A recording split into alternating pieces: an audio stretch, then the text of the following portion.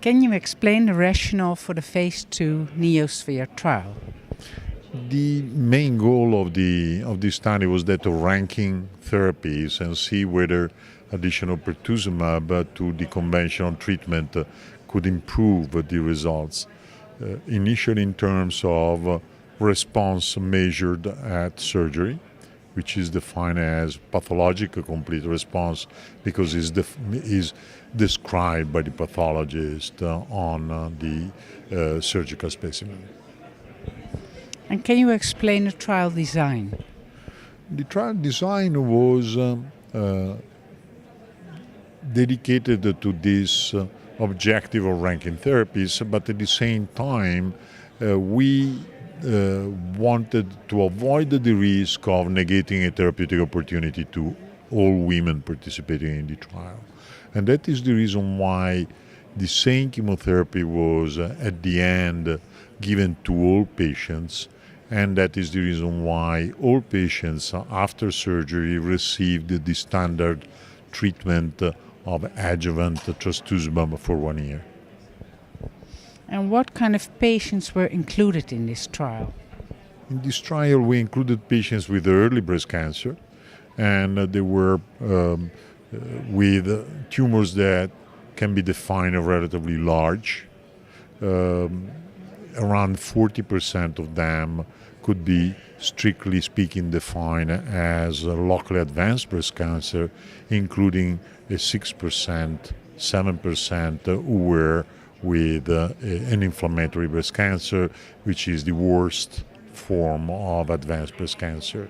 So, although early in terms of local regional distribution of the disease was already quite advanced. This ASCO, you will present a pre-planned descriptive 5 years intention to treat analysis of this trial. What were the main findings with regards to the disease-free survival and the progression-free survival for the different treatment arms? The first and most important thing is that no harm was done with the introduction of the new therapy, and that is reassuring. And this emerges both from the tolerability analysis that has continued after the surgery, as well as specifically on the cardiac safety of administering pertuzumab on top of administering trastuzumab and chemotherapy.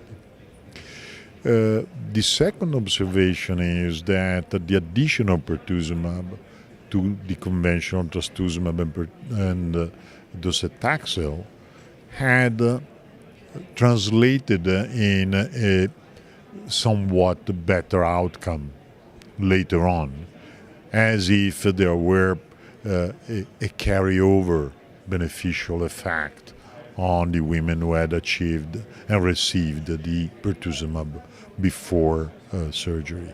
And that is obviously very important because it goes along with two main aspects. So one is practical. It is along the same lines as the results of Cleopatra and makes hope for the better in terms of the results of the affinity trial in the adjuvant setting. The other point is that it supports the concept that an improvement in pathological complete response at the end will translate into a measurable effect long term, and so supports the concept that drugs can obtain a preliminary approval based on that, and this will open the possibility of new drugs to patients without waiting for years before the conclusions of an adjuvant study. What can be concluded from the results? The results are exactly as I said, going in the direction of a benefit from pertuzumab and value the relevance of pathological complete response as a surrogate for long-term results. Okay. Thank you very much.